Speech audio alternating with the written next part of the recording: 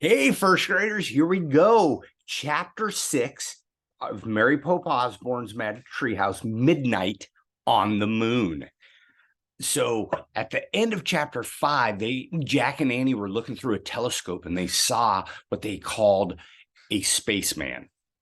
And I don't know about you, but my heart started racing and I got a little nervous. And so I cannot wait to find out what happens in chapter 6 and see if they find out who the spaceman might be. Okay, chapter 6 is called High Jump. Who is that? Said Jack. I don't know, said Annie, but we'll soon find out. She started waving. No, said Jack. He grabbed her arm. Let's go back to the base before he gets here. Why? Said Annie. We don't know who he is, said Jack. We don't know if he is friendly or mean or what. But we can't go back, said Annie. We haven't found the fourth M thing yet. We won't be able to go home. It doesn't matter. We can lock the door at the moon base until he goes away, said Jack. Then we can get new air tanks. Jack hurried to the moon buggy. Come on! He jumped into the driver's seat. Annie gave a little wave to the dot in the sky. Then she climbed into the moon buggy. The buggy took off. Careful, said Annie.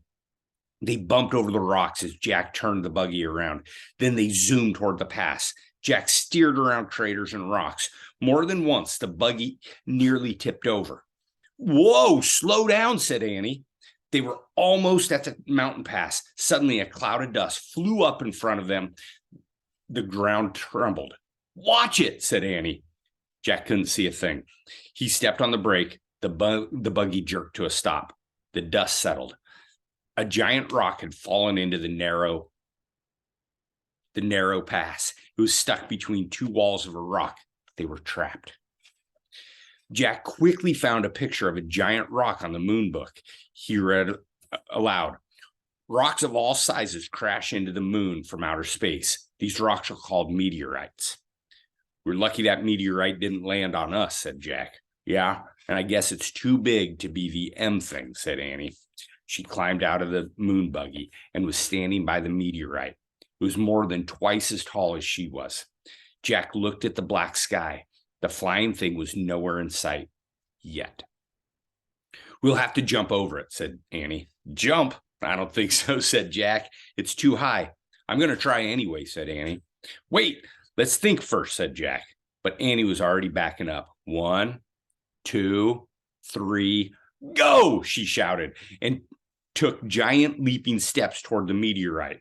When Annie got close to the rock, she pushed off the ground. Then she flew through space, disappeared behind the meteorite. Annie, Jack called. There was no answer.